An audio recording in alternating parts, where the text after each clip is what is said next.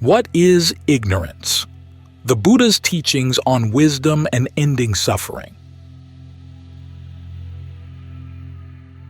Ignorance, the Buddha said, is the ultimate cause of stress and suffering. By ignorance, he meant not a general ignorance of the way things are, what we usually call delusion or moha, but something more specific, ignorance of the Four Noble Truths.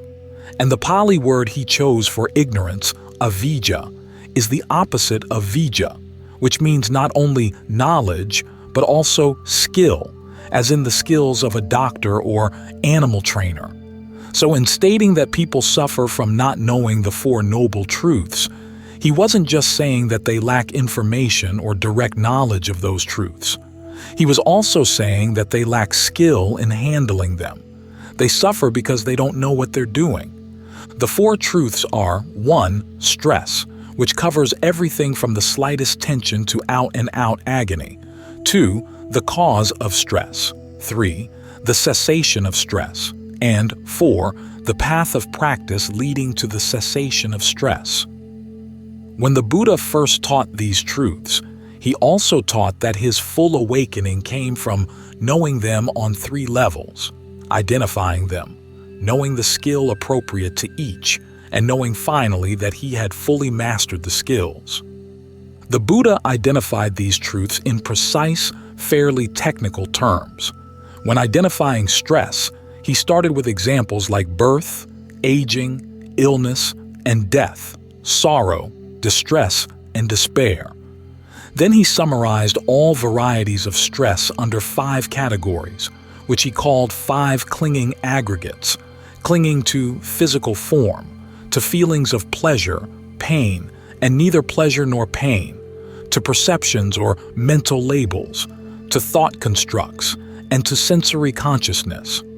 The cause of stress he identified as 3 kinds of craving: craving for sensuality, craving to take on an identity in a world of experience, and craving for one's identity and world of experience to be destroyed. The cessation of stress he identified as renunciation of and release from those 3 kinds of craving. And the path to the cessation of stress he identified as right concentration together with its supporting factors in the Noble Eightfold Path: right view, right resolve, right speech, right action, right livelihood, right effort, and right mindfulness. These 4 truths are not simply facts about stress. They are categories for framing your experience so that you can diagnose and cure the problem of stress. Instead of looking at experience in terms of self or other, for instance, or in terms of what you like and dislike, you look at it in terms of where there's stress, what's causing it, and how to put an end to the cause. Once you can divide the territory of experience in this way, you realize that each of these categories is an activity. The word stress may be a noun, but the experience of stress is shaped by your intentions. It's something you do. The same holds true with other truths too. Seeing this, you can work on perfecting the skill appropriate for each activity.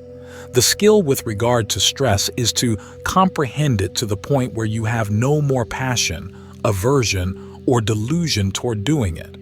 To perfect this skill, you also have to abandon the cause of stress, to realize its cessation, and to develop the path to its cessation. Each of these skills assists the others.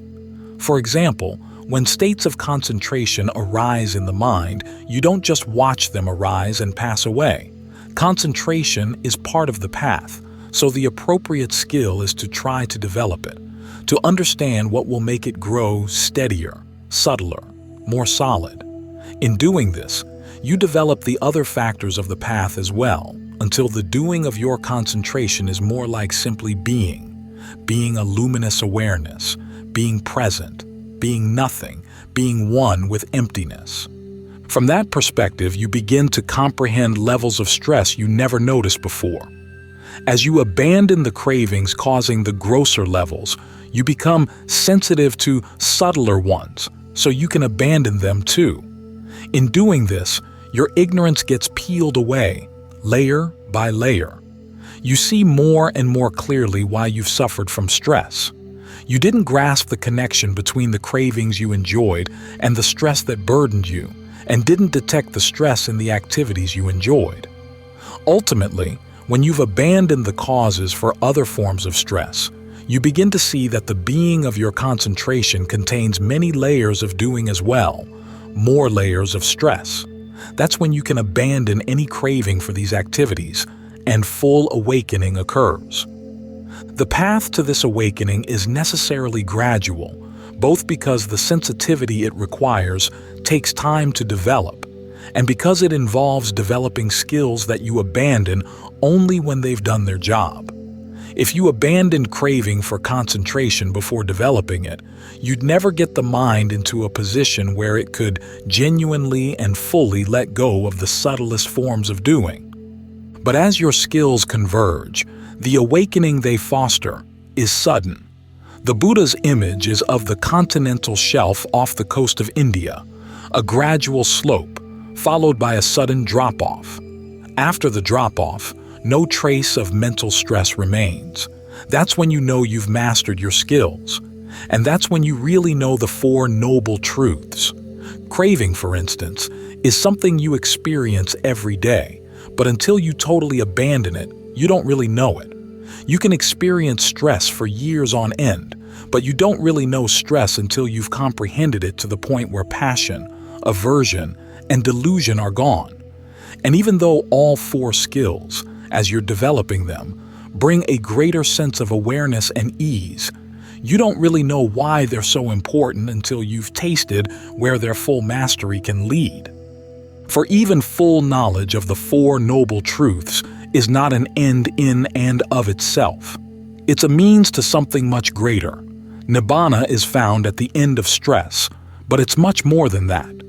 It's total liberation from all constraints of time or place, existence or non-existence, beyond all activity, even the activity of the cessation of stress. As the Buddha once said, the knowledge he gained in awakening was like all the leaves in the forest. The knowledge he imparted about the Four Noble Truths was like a handful of leaves.